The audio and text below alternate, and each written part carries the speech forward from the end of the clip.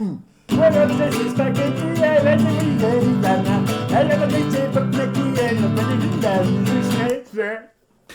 bien, bonjour à tous et santé. Alors, il y a quelque temps, au début du mois de septembre, Jean Castex a souhaité une bonne rentrée à la jeunesse française. Alors, pour illustrer ce propos, j'ai voulu mettre un extrait de la vidéo des Pink Floyd, Another Brick in the Wall. Et en fait, ça n'a pas marché quand j'ai voulu mettre ça en ligne parce que ça a bloqué à cause des droits d'auteur. Je pensais que même un court extrait, ça pouvait le faire, bah non. Alors du coup, là je vous mets quelques photos de ce clip où on voit donc c'est des lycéens en Angleterre, hein, ça se passe il y a 40 ans, ils sont en uniforme, hein, mais bon, voilà, mais c'est toujours d'actualité. Donc on les voit marcher au pas comme ça, et puis au bout d'un moment, ils tombent dans la machine à hacher la bidoche, et puis on voit après de la chair à saucisse qui sort de la machine. Et voilà, c'était une façon abstraite de montrer comment on traite la jeunesse d'une manière générale. Donc voilà. Maintenant, on va passer au vif du sujet. Hein. Donc on va passer à la suite. Bon, on va donc commencer par le Covid-19. Enfin, par ce qui nous gonfle autour du Covid-19. D'ailleurs, il faut dire la Covid. Hein. Donc on va faire un petit retour en arrière hein, avec notre Macron national qui écouta les conseils d'un certain Neil Ferguson le 12 mars dernier. Et le soir même, Macron faisait fermer les écoles de France.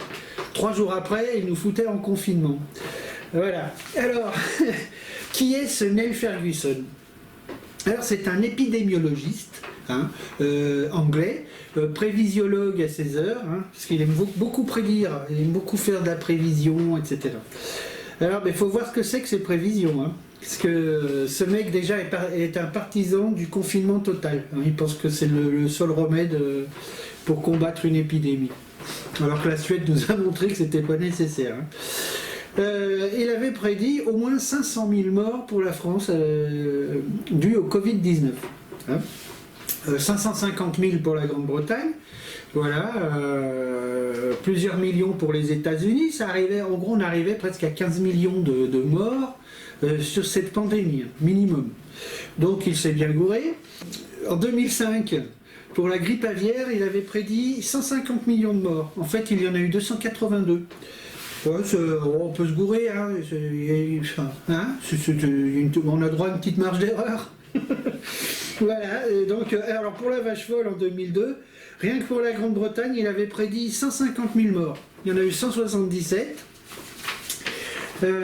Toujours pour cette crise de la vache folle, il avait proposé de faire abattre 6 millions d'animaux, c'est-à-dire des vaches, des moutons, des cochons. Hein. Heureusement, sur ce coup-là, on l'a pas écouté. Voilà. Parce que sinon, ils n'auraient plus rien eu à bouffer en Grande-Bretagne. Mais bon, les Anglais, eux, ils ont Neil Ferguson. Nous, on a le Conseil scientifique français. Voilà. En France, ils se sont mis à plusieurs pour être aussi cons qu'un seul mec comme Ferguson. Et après ça, on va ranger d'éminents professeurs qui ne se sont pas gourés dans le rang des complotistes. Voilà. Alors le confinement nous a montré que ceux qui ont fait tourner le pays, c'était les plus mal payés. Hein. Mais ça, c'est pas nouveau. Alors vous voulez des exemples hein, bon, on les connaît, hein. Je veux dire, je vais quand même les donner. Hein. Les aides-soignants, les infirmiers, les caissières, les éboueurs, les camionneurs, les travailleurs sociaux, les livreurs pizza, les instits, hein, beaucoup, chez les instits, beaucoup furent sur le terrain, hein, contrairement à ce que disait Sibeth Ndiaye. Il va sans dire que nous n'entendons pas demander à un enseignant qui aujourd'hui ne travaille pas, compte tenu de la fermeture des écoles, de traverser la France entière pour aller récolter des fraises gariguettes. Tu vas la fermer ta grande gueule! D'ailleurs c'est con, hein, elle est plus là, on se marrait bien avec elle quand même. Il y a aussi les personnels des guichets, les chauffeurs de bus, hein, les toubibs, sauf qu'eux ils sont bien payés, mais ils étaient sur le terrain. Plus on monte dans la hiérarchie, et plus on trouve des gens qui n'ont pas fait tourner le pays, qui eux ont envoyé les autres au casse-pipe, et qui sont vachement mieux payés que ceux qui sont allés mouiller la chemise, vous voyez. Voilà. Donc, à propos de pyramide, là je vais vous mettre un extrait de ce que disait Coluche à ce sujet, justement en utilisant ce terme de pyramide. Je crois que c'était ça, il utilisait le terme de pyramide. Enfin, je vais vous montrer la vidéo, ce qu'il disait à l'époque, hein, c'était en 80, et ben 40 ans après, ça n'a pas pris une ride. Hein. On est dans la merde en France. On est dans la merde. C'est-à-dire que moi, personnellement, ça va, j'ai gagné du pognon et je le dis tout le temps et j'en ai rien à foutre, je vais me tirer. Mais pour ceux qui sont obligés de rester, c'est vraiment le bordel. C'est vraiment pas bien. Il y a une pyramide sociale où il y a un mec qui est en haut tout seul, Giscard, on me dirait il y a du vent en ce moment là-haut. Bon. Parce qu'il y a beaucoup de mecs qui veulent sa place. Et plus on descend, plus on est nombreux. Et quand on arrive en bas, on est vraiment dans la merde. Alors moi, ce que je voudrais, c'est qu'on remue la merde de manière à ce que... C'est donc vraiment une histoire de merde, ma candidature. Je voudrais qu'on remue la merde et que l'odeur monte jusqu'au nez des mecs qui dirigent et qu'au lieu d'être tournés vers l'extérieur du pays, ils se tournent un peu vers l'intérieur et qu'ils disent qu'est-ce qu'il y a, qu'est-ce qui se passe, qu'est-ce qu'ils ont ceux-là. Ah merde, on leur prend tout leur pognon. Ah oui, il faudrait leur en laisser un peu. Alors, on ne peut pas parler de ce virus de merde sans évoquer cet imposteur d'Olivier Véran. Donc, en mars, il était anti-masque et il est devenu apologiste bigot de cette muselière. Il y a des fois, on aurait presque envie de sortir son pétard. Hein. Il a voulu nous pondre un Grenelle de la santé. Oui, parce qu'on fait des Grenelles pour tout. Hein. Mais comme il a vu que les Grenelles précédents, dans d'autres domaines, ont foiré, hein, ça n'a rien donné, il s'est dit merde, je vais quand même pas appeler ce que je veux faire, là, Grenelle de la santé, parce que je passerai pour un charlot. Alors, il a voulu monter un truc sérieux, hein, bah, c'était tellement sérieux qu'il a juste changé le nom. Il a appelé ça le Ségur de la santé. Hein, ça fait mieux, Ségur, c'est vrai, ça fait bon enfant, ça fait comtesse qui lit des contes à des petits-enfants. Et qu'est-ce que dira la comtesse de Ségur aux héros de la santé? Et qu'est-ce qu'on leur a offert à ces professionnels de la santé? Et ben, une petite augmentation de 183 €, ce qui correspond à pas grand-chose. Et puis, bon, ils pourront continuer de défiler le 14 juillet avec une petite médaille. Hein, et puis, ils auront droit à des ovations du public. Et puis, des ovations aussi de la part de ceux qui les ont mis dans la merde pendant des décennies. Hein, voilà. Et ça sera retransmis sur BFM. Sans problème, je pense. Donc vous avez vu comment on se fout de votre gueule. Hein. Bon, alors, à propos de Grenelle, puisqu'on est parti là-dedans, avant il y a eu le Grenelle de l'environnement, il y a 13 ans. Ah, ça c'est une réussite. Ça chlingue tellement dans l'atmosphère qu'on a l'impression de respirer par le cul et de péter quand on parle. Voilà. Enfin bon, faut rester positif parce que dans quelques temps on pourra planter des cactus dans le Jura. Donc faut s'adapter. Hein, bah, ça relancera l'agriculture. T'es dans quoi toi? Bah, moi je suis dans le cactus. Moi la figue de Barbarie. Oh bah c'est pas mal. Voilà. Il y a eu aussi auparavant le Grenelle des violences conjugales. Alors, il paraît que les violences faites aux femmes d'ailleurs ont augmenté cette année. Alors il paraît que c'est dû au confinement. Et c'est les mecs qui disent je voulais pas la taper, mais le confinement ça m'a pris la tête, puis ça m'a gonflé d'être tout le temps avec elle. Bah, je lui ai mis que 2-3 beignes, mais bon, c'est le confinement, hein, c'est pas. Voilà, maintenant qu'on va déconfiner, je vais me calmer. Hein. Puis, quand elles portent plainte, elles ont droit souvent à ce discours du genre mais qu'est-ce que vous avez fait pour le provoquer? Voilà, on en est encore là, hein, ça se dit encore souvent. Hein. Voilà, alors les féministes qui se battent contre les violences conjugales, c'est simple, hein, on leur a foutu Marlène Schiappa déjà, c'était pas sympa, puis maintenant Schiappa est allé rejoindre Darmanin. Darmanin, moi je sais pas s'il est coupable ou innocent, ça je m'en fous. Simplement quand on a une casserole comme ça au cul, on n'accepte pas un portefeuille ministériel. On règle le problème. Et puis une fois qu'on est blanchi, qu'on est relaxé, qu'on est déclaré non coupable, eh ben on peut reprétendre à un poste de ministre. Enfin moi je vois les choses comme ça. Peut-être que c'est vieux jeu, j'en sais rien, d'autres choses je m'en fous. Ah puis à propos de Grenelle, il y avait eu aussi un Grenelle de la mer, il y a une dizaine d'années. Ça a tellement produit d'effets qu'on s'en souvenait même pas. Alors en clair, si vous voulez défendre une cause qui n'aboutira jamais, eh ben faites un Grenelle. Alors dans un autre registre, on ne parle pas de Grenelle mais de commission. Voilà. Par exemple, moi je bosse dans un institut du médico-social, hein, avec des mômes qui ont entre 6 et 13 ans, tous en situation de handicap. Hein. Alors, si je monte un projet d'intérêt général intéressant, hein, qui fonctionne bien parce que je l'ai testé de façon informelle sur le terrain, pour qu'il soit validé, je le soumets à la direction, qui s'ennuie dans son bureau, comme souvent. Et du coup, qu'est-ce que j'ai comme réponse? Eh ben, oui, c'est intéressant, mais nous allons monter une commission pour étudier sa faisabilité.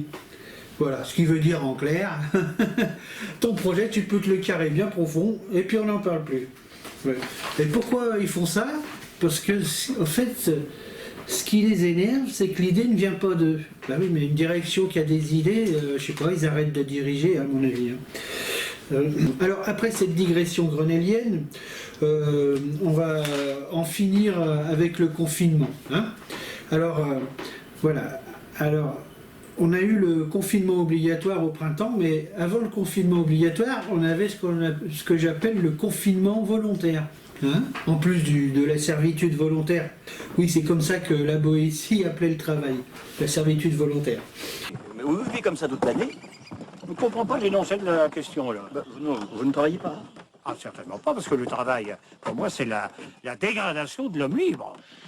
Oui, enfin, il faut bien un peu d'argent pour vivre, quand même. Je suis pour l'abolition de l'argent.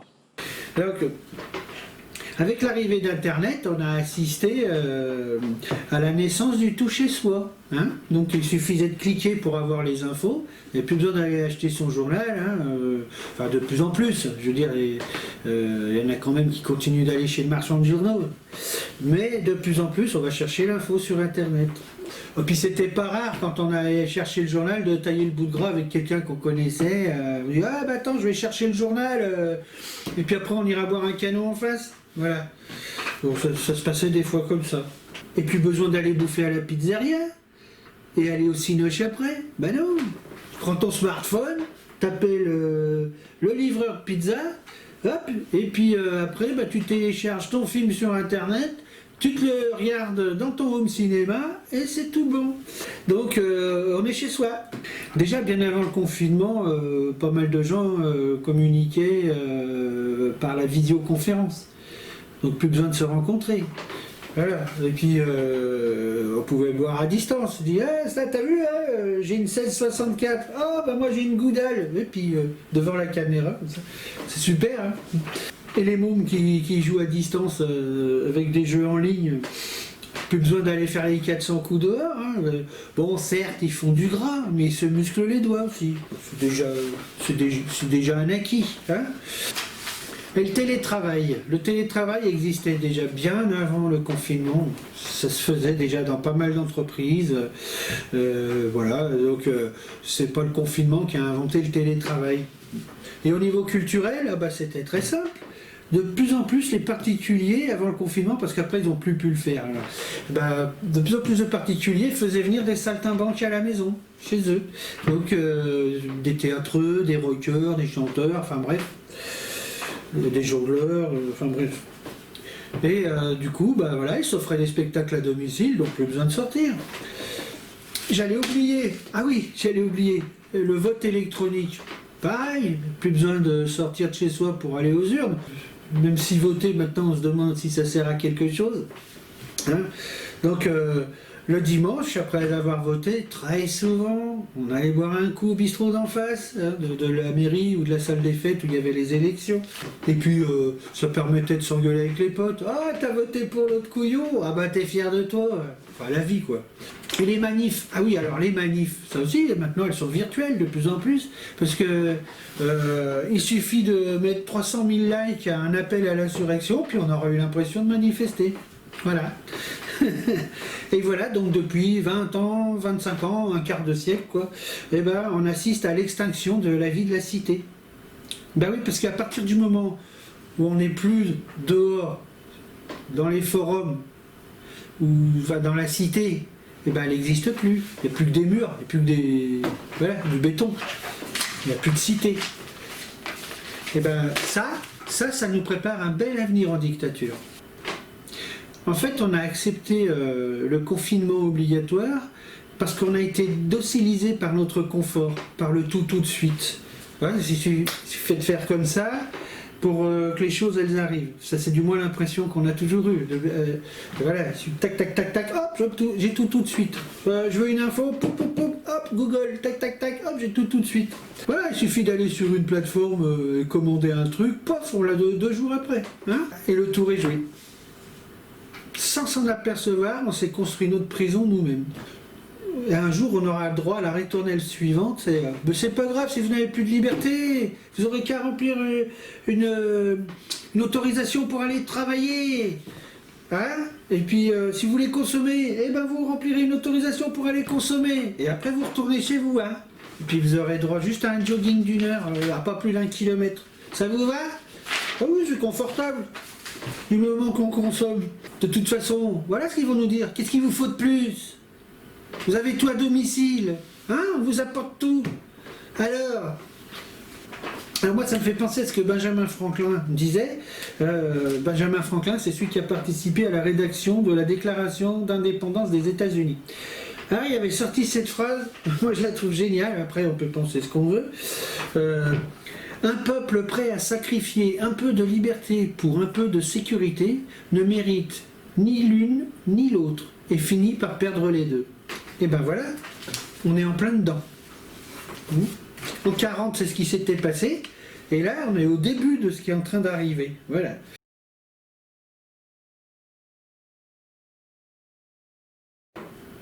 Ce que j'ai constaté, c'est que les meilleurs soldats de Macron, hein, qui ont renoncé à de la liberté pour de la sécurité, et qui ont vraiment bien obéi, hein, parce qu'on les a pas entendus, hein, sur les suppressions des libertés, hein. C'est les représentants de cette gauche, alors modérée, radicale, un peu plus radicale, insoumise, un peu plus insoumise, et encore plus. Voilà.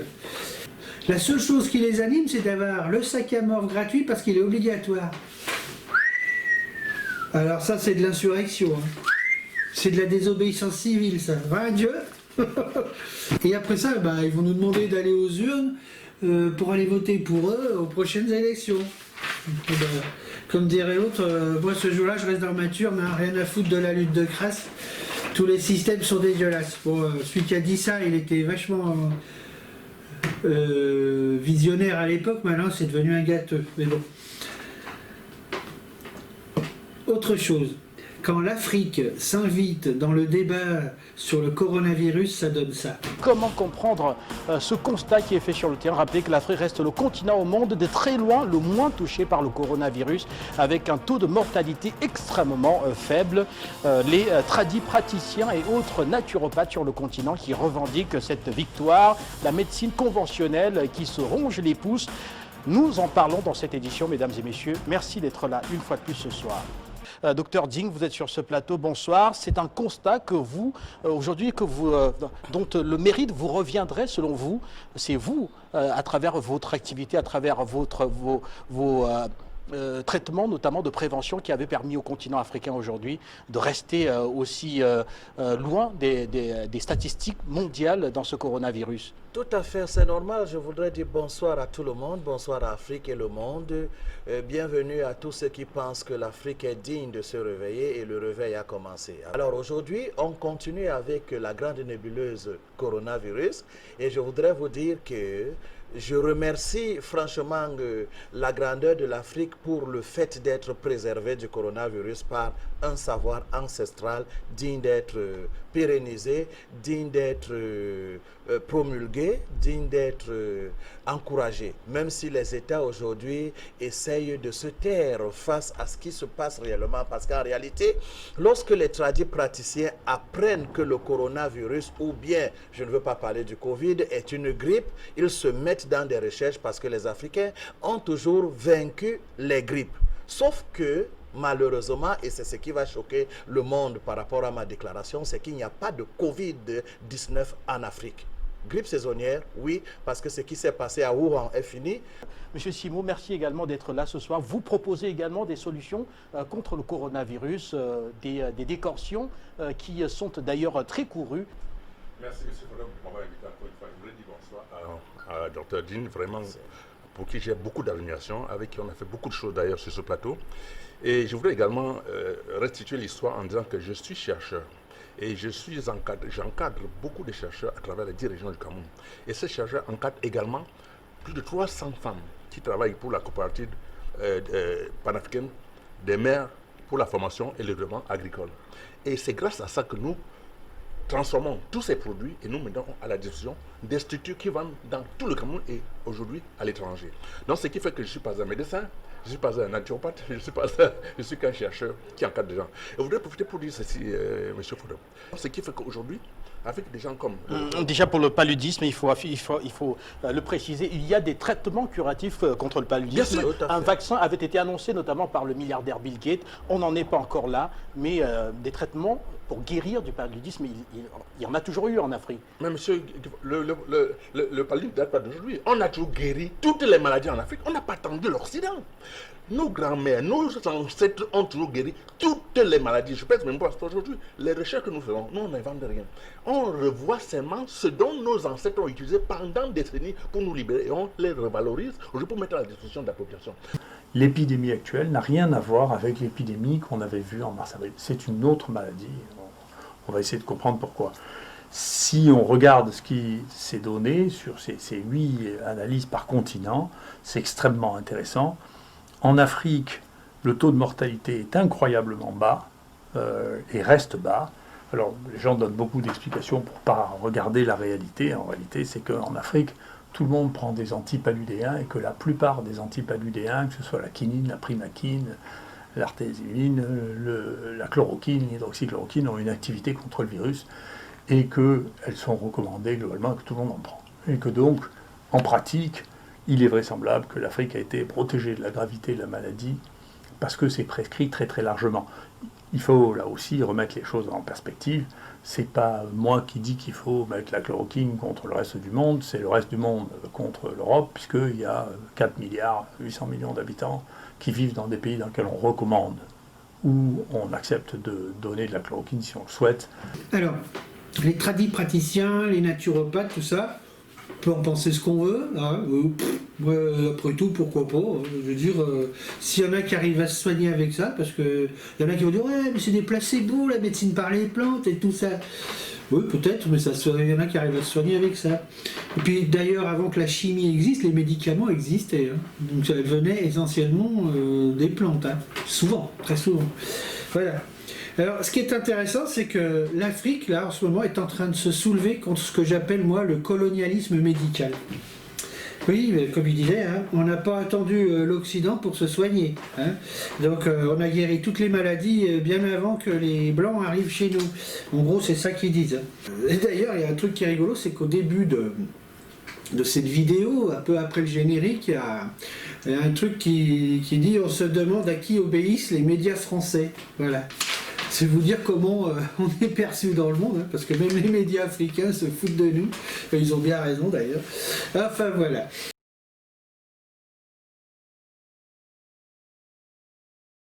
Alors, des nouvelles de l'UE, de l'Union européenne. L'Union européenne, par la voix de Macron, Merkel et d'autres, ne reconnaît pas les résultats de l'élection présidentielle biélorusse. Sous prétexte que la Biélorussie est une dictature. Hein. Oui, c'est sûr que c'est pas vraiment une démocratie, mais ce qui me fait marrer, c'est que c'est l'Union européenne qui vient donner des leçons de démocratie à une dictature. Alors, on va rappeler comment fonctionne l'Union européenne, hein, je l'avais dit dans une précédente vidéo.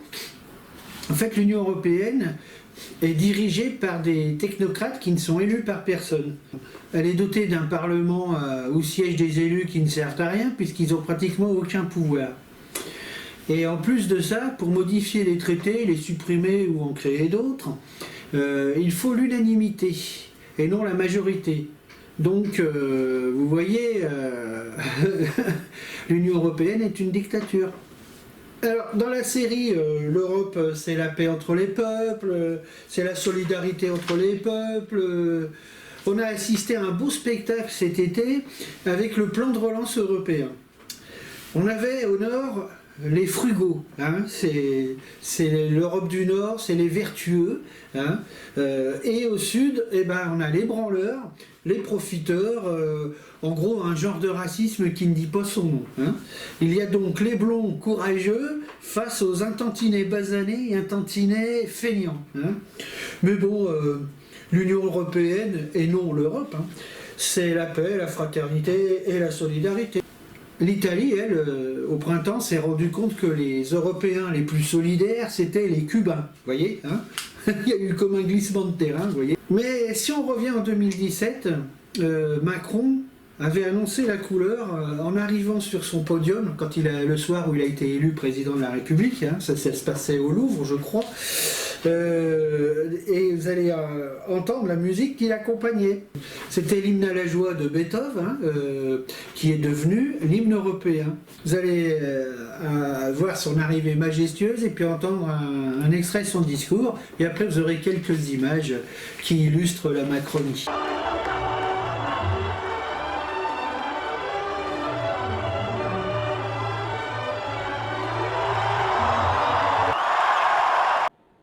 Je veux avoir un mot pour les Français qui ont voté simplement pour défendre la République. Face à l'extrémisme, je sais nos désaccords, je les respecterai, mais je serai fidèle à cet engagement pris. Je protégerai la République. La tâche qui nous attend, mes chers concitoyens, est immense. Et elle commencera dès demain. Elle imposera de moraliser la vie publique, de défendre notre vitalité démocratique, de renforcer notre économie, de construire les nouvelles protections de ce monde qui nous entoure, de donner une place à chacun par l'école et le travail et la culture, de refonder notre Europe. Je vous servirai avec humilité, avec force. Je vous servirai au nom de notre devise, liberté, égalité, fraternité. Je vous servirai avec amour. Vive la République! Vive la France! Alors maintenant, 3 ans après, on essaye de nous préparer à un second tour Macron-Le Pen en 2022. À l'heure qu'il est, en 2020, on peut dire que Macron et Le Pen, ce sont 2 visages pour un même fascisme, hein, parce que ça fait 3 ans qu'on a Macron, et on peut se rendre compte qu'en matière de fascisme, il n'a rien à envier à l'extrême droite. Écologie. Piou, piou, piou, piou. Alors, Madame Barbarie Pompila, ministre de l'écologie, ministre de la transition écologique, hein. Ah oui, c'est pas pareil. Ce ministre de l'écologie, ça veut dire on fait de l'écologie. Hein. Tandis que transition écologique, ça veut dire oui, nous nous intéressons à l'écologie, nous y pensons, donc nous allons cheminer vers l'écologie. Donc ça veut dire en gros on fera rien, quoi. Alors elle soutient l'autorisation des néonicotinoïdes tueurs d'abeilles pour sauver des betteraves à sucre qui ont la jaunisse. Vous voyez. Elles ont mal au foie, quoi. C'est très con, puisque en fait avec le miel on peut sucrer par exemple son café. Hein, vous pouvez essayer, c'est très bon, hein, sucrer son café au miel, et puis même boire son café sans sucre, c'est pas mal aussi. Hein. Alors, il y a un truc qu'elle pourrait faire, si elle avait un peu de cervelle, c'est de dire aux producteurs de betteraves, bah écoutez, on va vous filer du fric pour vous payer une formation d'apiculteur. Comme ça, vous tuerez pour les abeilles, vous ferez de l'élevage à la place d'abeilles. Et en plus, ça repolonisera la nature. Voilà, c'est pas bon ça? Vous imaginez, vous, un lycéen d'un lycée agricole qui dit « Plus tard, je voudrais être producteur de betteraves qui ont la jaunisse ». Vous imaginez ça comme projet? Alors que devenir apiculteur, eh ben ça, c'est un métier noble, voilà. Oui, enfin bon, j'ai rien contre les producteurs de betteraves, je veux dire, ils font ce qu'ils peuvent. Mais bon, c'est vrai qu'apiculteur, il y a une noblesse dans ce métier. Quand je pense à Barbara Pompili, je me dis, qu'est-ce qu'on ferait pas pour avoir un portefeuille ministériel, hein. Enfin, avant elle, il y avait son pote d'ailleurs qui venait du même parti, hein, de Rugy, qui lui aussi était un opportuniste, hein. On a vu ce que ça a donné, on va pas refaire le scénario. Mais ce que je veux dire, c'est que quand on commence à tailler des pipes, eh ben on finit par avaler des couleuvres. Et comme dirait le dicton, hein, qui tombe sur un élu écolo qui a de l'imagination devrait tenter l'euro-million. Hein, à mon avis, ferait fortune. J'apprends qu'il y a un élu écolo, enfin même 2 élus écolos qui ont de l'imagination. Parce qu'il y en a un qui veut supprimer les sapins de Noël et puis l'autre qui veut supprimer le Tour de France parce que c'est machiste et polluant. Alors voilà, je m'excuse auprès des écologistes. En fait, si, il y a bien des élus écolos qui ont de l'imagination parce qu'il faut en avoir pour inventer des conneries pareilles. Hein, enfin bref, pendant ce temps-là, il y a des centrales nucléaires qui sont en train de se fissurer, des barrages qui sont en train de s'effriter, le permafrost qui est en train de fondre et qui nous dégage du méthane là, qui va nous réchauffer la planète encore plus. Là, il n'y aura plus qu'à mettre les pizzas dehors, elles vont cuire toutes seules.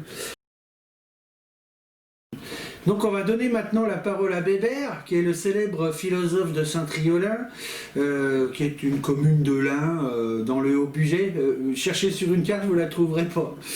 Et il est aussi économiste. Et lui, il a trouvé une solution pour régler le problème du jour du dépassement. Vous savez, je l'avais déjà expliqué dans une autre vidéo.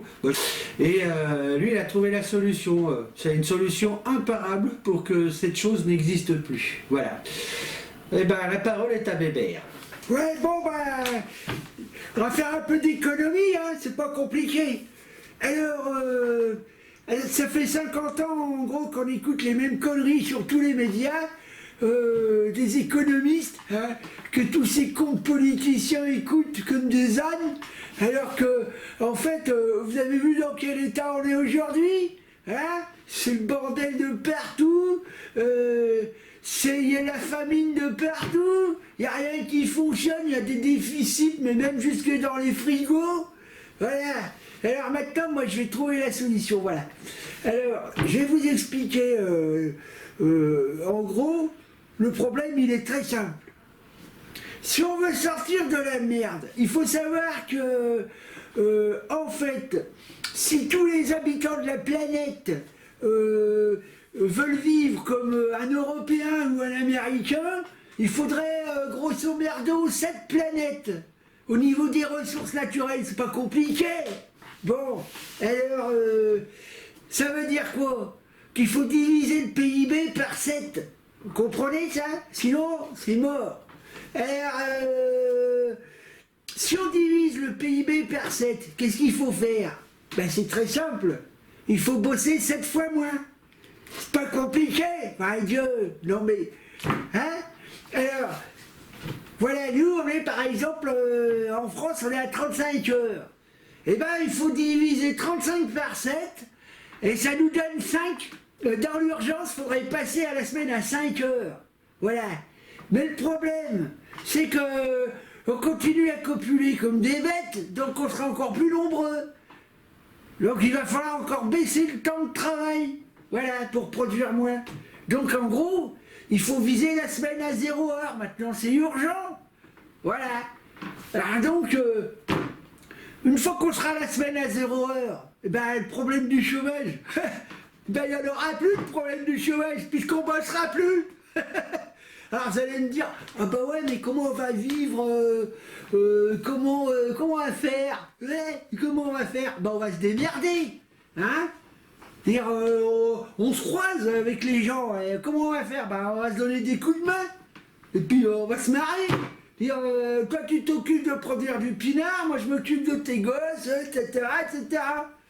Oh ben moi, t'as instruit toi, et ben va enseigner aux gamins, voilà. Et puis voilà. Pas compliqué. Nom de Dieu. Alors on dit ouais, mais c'est utopiste, il faut être réaliste. Ouais bah les réalistes, ça fait 150 ans qu'ils nous font chier les réalistes. Les réalistes, ils nous ont amenés là où on est aujourd'hui. Alors hein, comme disait Bernanos, le réalisme, c'est la bonne conscience des salauds. Voilà.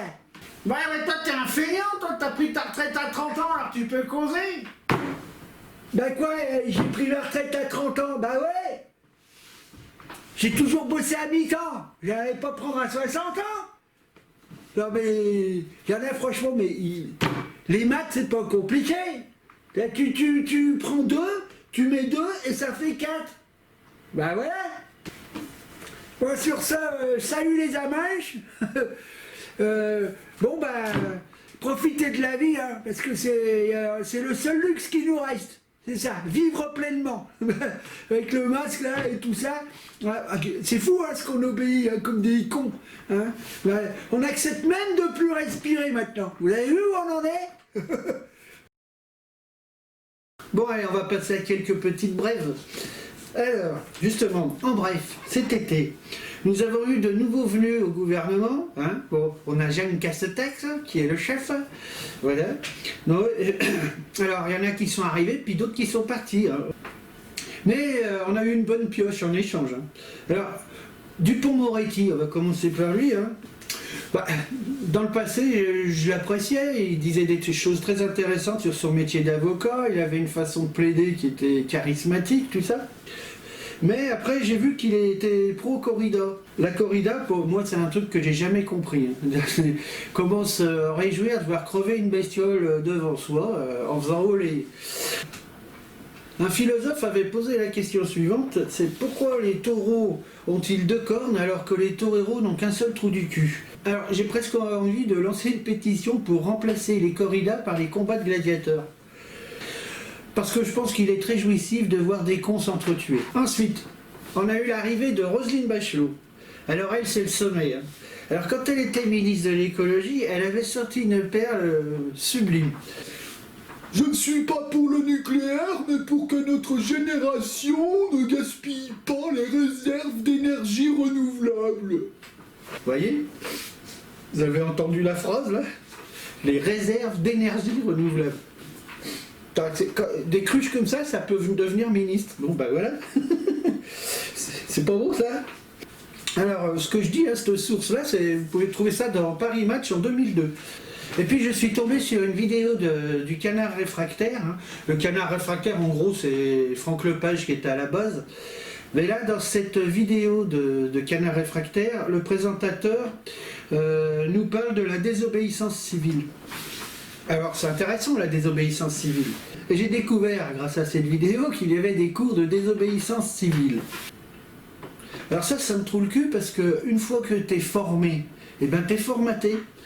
Et ça, c'est encore un truc de bourgeois. Donner des cours, c'est encore une façon de prendre le pouvoir sur les choses. Salut tout le monde, aujourd'hui on va discuter de la désobéissance civile pour bien comprendre comment cette pratique, en fait, elle permet de remettre en cause les vieilles pratiques militantes. Et là, tu n'as pas besoin d'attendre le mouvement social, les appels des syndicats ou qu'il y ait du monde en manif. C'est toi qui décides comment mener une action, c'est toi qui décides de ton calendrier. Et tout ça, ça demande une préparation, ce qui nécessite une application partagée entre tous les participants.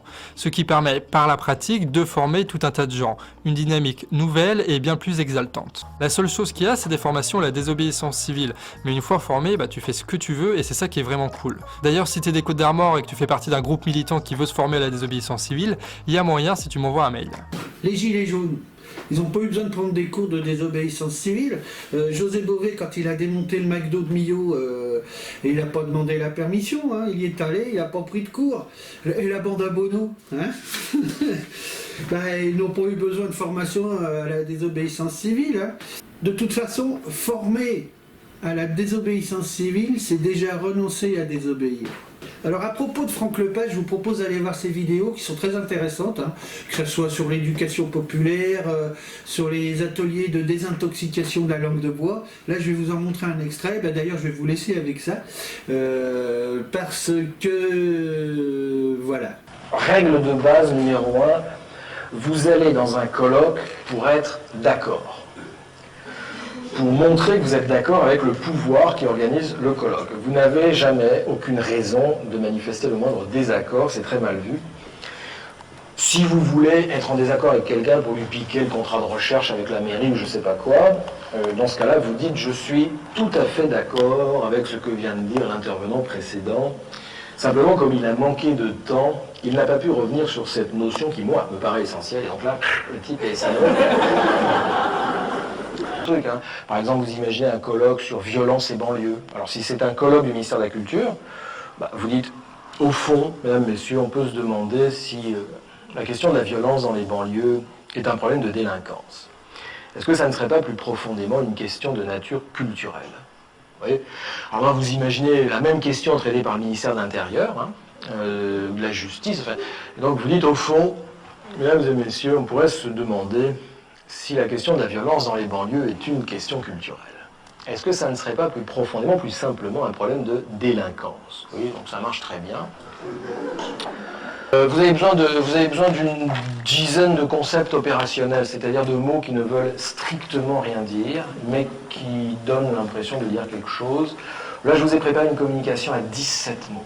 C'est pour les besoins du spectacle, hein. C'est énorme. Vous n'avez jamais besoin de ça. Vous n'êtes pas là pour faire passer le maire pour un imbécile, hein. Lui utilise à tout casser, quoi. 5 mots, 6 mots, enfin, vous voyez, vie associative, partenariat, développement local, enfin, le préfet, s'il est là, il utilise 2 mots, lui, République, sécurité, enfin, vous voyez. Alors, je les bats devant vous, j'espère que vous me faites confiance. Je coupe. Et donc, vous dites, mesdames, messieurs, monsieur le président, monsieur le représentant du conseil général, monsieur le maire, je voudrais revenir dans le temps qui m'est imparti sur une notion qui, moi, me paraît essentielle. Et cette notion, c'est évidemment la question des habitants, que je voudrais mettre avec cet autre concept qui est celui des acteurs. Si nous voulons considérer les habitants comme des acteurs, c'est-à-dire réaliser avec eux un authentique diagnostic partagé qui prenne véritablement en compte la dimension interculturelle, alors, à l'heure de la décentralisation, ce que nous appelons encore citoyenneté doit nécessairement s'inscrire dans une proximité, parce que la question démocratique est tout entière contenue aujourd'hui dans celle de la préservation du lien social, et à l'heure de la mondialisation, c'est désormais l'espace du local qui est l'espace du partenariat que nous devons tisser de solidarité, faute de quoi? Faute de quoi, lorsque nous demandons aux gens de faire des projets, eh bien, il n'y aurait, à l'issue de ces projets, ils n'entraîneraient, si vous voulez, aucune espèce de développement. Et c'est pourquoi nous devons inlassablement raisonner avec eux en termes de contrat et faire notre effort permanent pour mettre en place une vraie, une authentique, une sérieuse participation avec eux.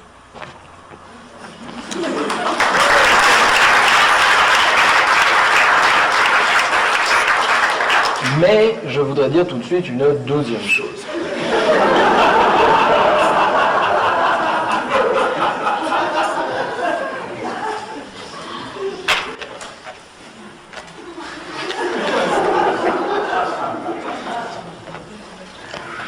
Cette deuxième chose, c'est que, comme l'a fait remarquer un intervenant précédent, si la question de la démocratie avec l'impératif de développement qui est le nôtre aujourd'hui doit prendre en compte la dimension interculturelle lorsque nous montons des projets avec les habitants dans une relation de proximité, c'est parce qu'à l'heure de la mondialisation, ce que nous appelons citoyenneté, eh bien, désormais, doit s'inscrire dans une décentralisation qui intègre un authentique diagnostic partagé à l'échelon du local, faute de quoi ce que nous appelons lien social, et qui n'est rien d'autre, en définitive, que la vieille question de la participation, ne se réaliserait sous la forme d'aucun contrat, c'est-à-dire ne prendrait pas en compte la question des acteurs eux-mêmes. Et alors, si nous parlons de solidarité, est-ce que ça n'est pas, en définitive, c'est amusant, de partenariat que nous voulons parler?